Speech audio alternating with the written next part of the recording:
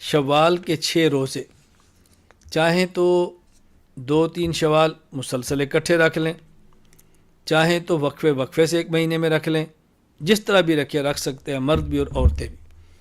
اگر کسی شخص کے ذمے قضا روزے ہوں تو بہتر یہ ہے کہ پہلے قضا روزے رکھ لے اور پھر شوال کے 6 روزے رکھے، لیکن اگر کوئی شخص شوال کے 6 روزے رکھے اور قضا بعد میں رکھے تو یہ بھی جائز ہے۔ شوال کے 6 روزے رکھنا احادیث سے ثابت ہے۔ صحیح مسلم کتاب الصیام باب استحباب صوم 6 ایام من شوال۔ حضرت ابو ایوب انصاری رضی اللہ تعالیٰ عنہ فرماتے ہیں، رسول اکرم صلی اللہ علیہ وسلم فرمایا، من صام رمضان ثم اتبعہ 6 من شوال کان کصیام الدہر۔ جو شخص رمضان کے روزے رکھے پھر اس کے بعد شوال کے 6 روزے رکھے، اس نے گویا زمانے بھر کے روزے رکھنے کا اجر لیا ہے، زمانے بھر کے۔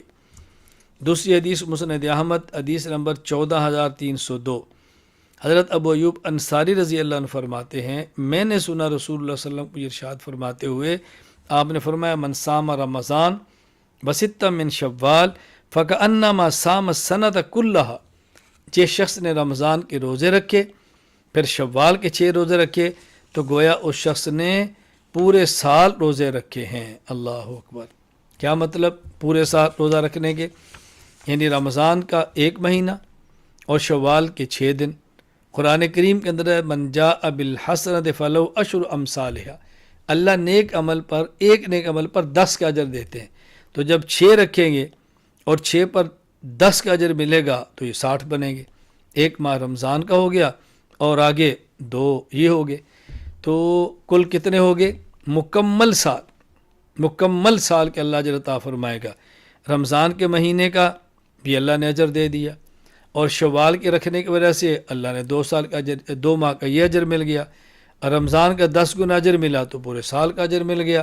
تو گویا پورے سال کا اجر اور ہر سال کے اجر سے زمانے بھر روزہ رکھنے کا اللہ تعالیٰ اجر عطا فرمائیں گے۔